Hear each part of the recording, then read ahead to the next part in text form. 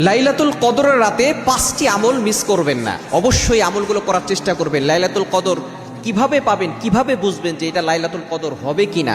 নবীজি সাল্লাল্লাহু আলাইহি ওয়াসাল্লাম জানিয়ে দিয়েছেন যে রাতে আপনি ইবাদত করে অনেক মজা পাবেন এবং যে রাতে অনেক বেশি গরমও থাকবে না, অনেক বেশি ঠান্ডাও থাকবে না, এরকম যদি রাত হয় এবং সেটা বেজোরের রাত হয়, বিশেষ করে রাসূলুল্লাহ সাল্লাল্লাহু আলাইহি ওয়াসাল্লাম বলেছেন তোমরা শেষ দশকের বেজোরের রাতগুলোতে লাইলাতুল কদর তালাশ করো। 21-এর রাত, 23-এর রাত, 25-এর রাত এবং 27-এর রাত, 29-এর রাত, এই রাতগুলোতে আপনি অবশ্যই প্রতি রাতে আপনি আমল করার চেষ্টা করবেন। এই 5টি আমল ভুলেও মিস করবেন না। নাম্বার 1, 1 নাম্বার হচ্ছে দোয়া পড়া।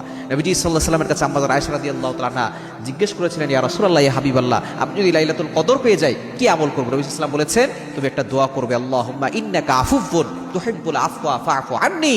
তাহলে আপনি এই দোয়াটা পড়বেন, হে আল্লাহ আপনি ক্ষমাশীল, আপনি ক্ষমা করতে পছন্দ করেন, আল্লাহ আমাকে ক্ষমা করে দেন। এই দোয়াটা আপনি পড়বেন, 1 নাম্বার আমল। 2 নাম্বার আমল হচ্ছে আপনি কোরআন তেলাওয়াত করবেন, বিশেষ করে আপনি সূরা ইখলাস পড়বেন। যদি আপনি একবার সূরা ইখলাস পড়েন আর এই রাতটা যদি লাইলাতুল কদর হয়ে যায় তাহলে 10 পারা কোরআন শরীফ পড়ার সওয়াব, 3 বার পড়লে 1 খতম কোরআন শরীফ পড়ার সওয়াব।